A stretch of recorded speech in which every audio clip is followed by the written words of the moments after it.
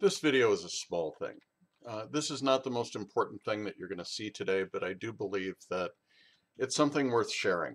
One of the things that I love about this particular day and age is the amount of incredible content that is there to be viewed in YouTube or heard in the form of podcasting or whatever. So one of the challenges at the same time, though, is how do how do I hear it all? Um, is there a way that I can take advantage of this content and still um, have time to do other things? So one of the things that I've been noticing lately is that you can speed up content on the internet. So for example, if you're watching a YouTube video, I can tell you about it. It's universal. We all have it. The only people who don't experience shame have no capacity for then human you can empathy or quickly and connection. easily go No one wants to into talk the about it, and the less you settings talk and about it, the more you can have adjust it. the speed What to underpinned something this that shame, this is I'm not good enough, more which we all know that appropriate feeling. I'm not point for enough. the I'm not thin enough, content. rich enough, beautiful, not smart enough. And one of the things that I find is that I'm able to listen much faster than I am, uh, able to do most other things. So if the content is not fast enough, then my mind begins to wander. So in YouTube, it's easy to go to the gear setting and you can even make things twice as fast. I find that for myself, that the ideal speed is somewhere around 125, sometimes 1.5 times as much. Look for that. Likewise, even in television. Lately, I've been using YouTube TV, and I love watching European soccer. And one of the things that I can do in YouTube TV, very similar to YouTube, is that I can watch a soccer game, I can record it, and I can watch that soccer game at 1.25, 1.5, even 2 times the speed. But again, as I get up toward 2.5 times, or sorry, 2 times the speed, then it stops becoming enjoyable for me.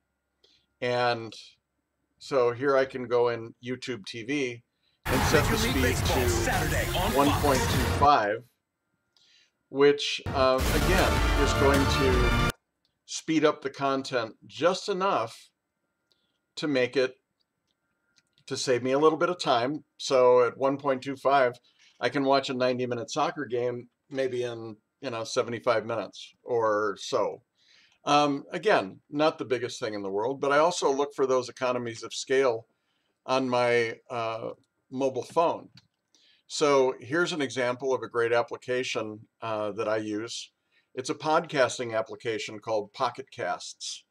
And one of the things that I like that it allows me to do, again, is to set the playback speed to 1.2 or to 1.3 to trim the silence off of a podcast so that anytime there's silence inside the podcast.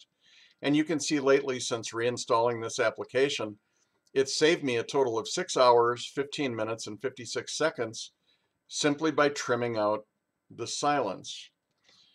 Also, this applies to tools like Audible, where currently I'm listening to Nilofer Merchant's book on onlyness, and I can go into the application, and here again, I can speed this up and say I want to listen at 1.25 times the speed instead of 1x or 1.5x or 2x. I can still listen faster and not lose the wonderful quality of Nilofer's voice. So if you're like me and you're taking advantage of the wonderful tools that we have to listen to great content, I want to encourage you to look at the possibility of speeding that up so that you can get even more. If you have any questions or feedback, please let me know. Thanks as always for watching.